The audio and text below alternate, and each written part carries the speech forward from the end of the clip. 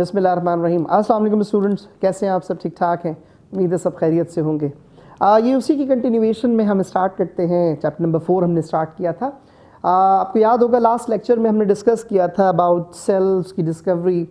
Adult में कितने sales होते हैं, बच्चों में कितने सेल्स होते हैं, कितने रोज़ाना सेल्स टूटते हैं, और इसके साथ साथ हमने सेल थ्योरी डिस्कवर की थी, डिस्क्राइब की थी, जब हमने डिस्कस की थी कि cell theory was proposed by Schleiden, Schwann and Rolf and Shaw. आज हम उसी की कंटिन्यूएशन में चैप्टर नंबर 4 से सेल प्रॉपर्ली स्टार्ट करते हैं कि व्हाट इज सेल।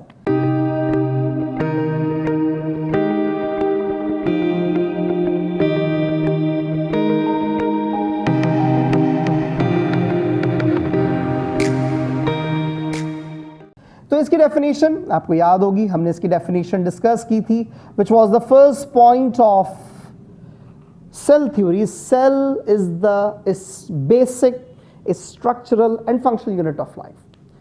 Cell कितने टाइप्स के होते हैं, इसकी डिविजन्स करते हैं। तो by definition what is cell? Cell is the basic, structural and functional unit of life और लिविंग ऑर्गेनिज्म। आप जो चाहे उसे लिख सकते हैं। तो ये तो डेफिनेशन हो गई। अब हम बात करते हैं कि सेल को डिवाइड कैसे किया है, सेल की कितनी टाइप्स हैं। तो याद रखिएगा, सेल को मेजरली 2 कंपोनेंट्स में डिवाइड करते हैं। वो क्या है?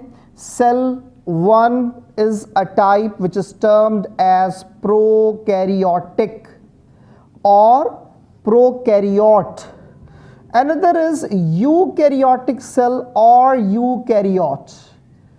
प्रो कहते हैं स्टार्ट को, अर्ली को, कैरियोट कैरियन से बना है, जिसका मतलब होता है न्यूक्लियस। तो pro stands for initial, start, first. Karyon is nucleus. तो याद रखिएगा, प्रोकैरियोटिक सेल्स ऐसे सेल्स होते हैं जिसमें न्यूक्लियस की मेम्ब्रेन नहीं होती। ऐसे cells which have no nuclear membrane. तो इसको हम डिफाइन कैसे करें प्रोकैरियोट्स को? Cells which have no proper shape of nucleus और has no nuclear membrane, जिसमें न्यूक्लियर मेम्ब्रेन नहीं होगी। याद रखने वाला पॉइंट ये है, न्यूक्लियर मटेरियल होता है, कंडेंस होता है, उसे कहते हैं न्यूक्लियोइड, एक ही जगह पर जमा हो जाता है, उसे कहते हैं न्यूक्लियोइड। तो prokaryotes which have not a proper shape of nucleus, shape properly nucleus की मौजूद ना हो, उसे हम कहते हैं prokaryotes. You stands for good, U stands for good, proper, and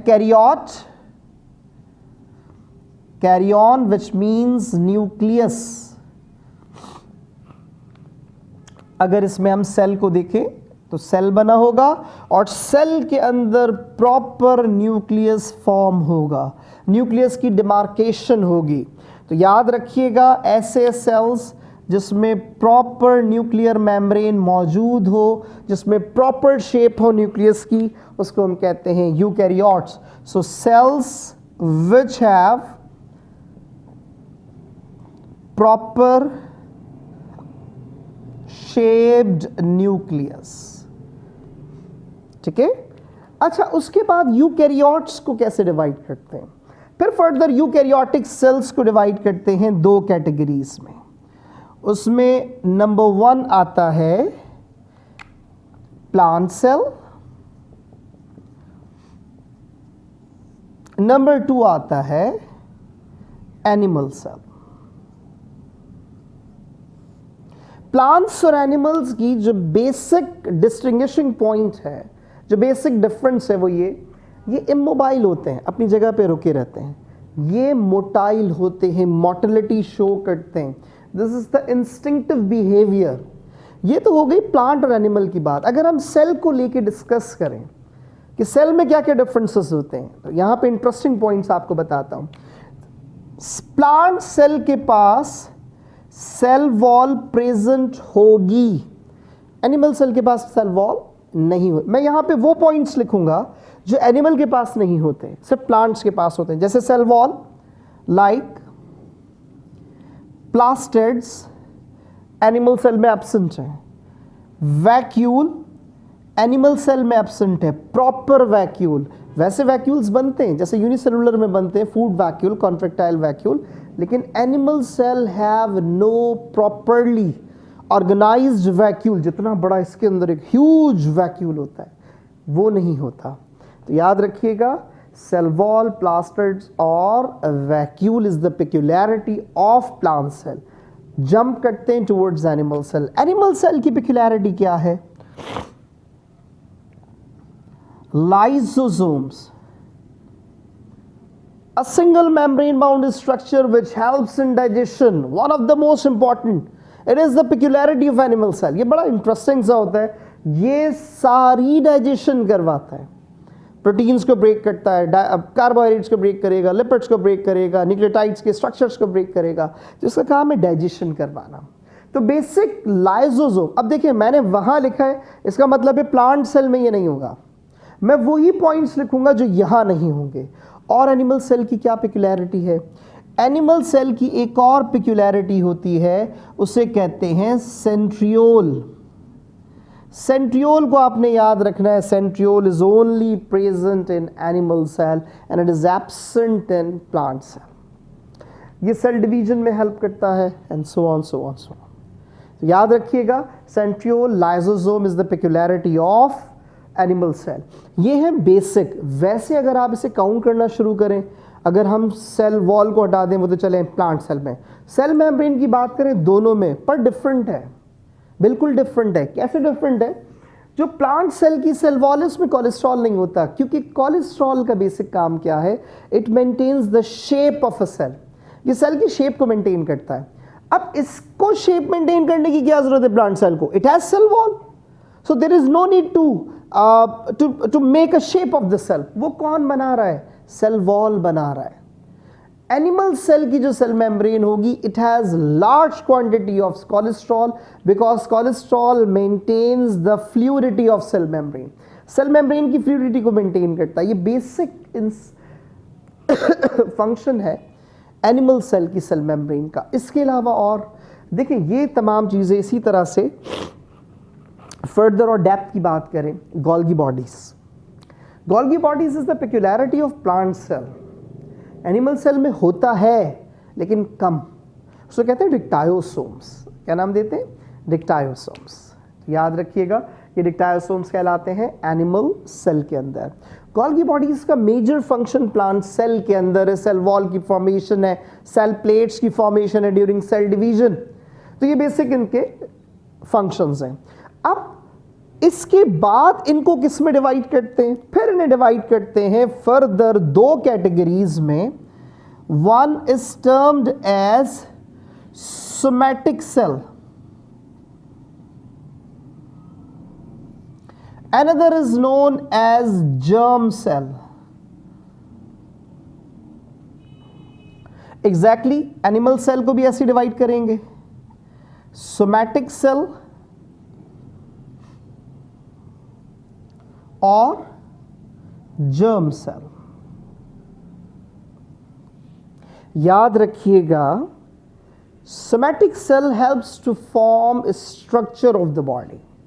germ cells क्या बनाएंगे? Sex cells, gametes, spores.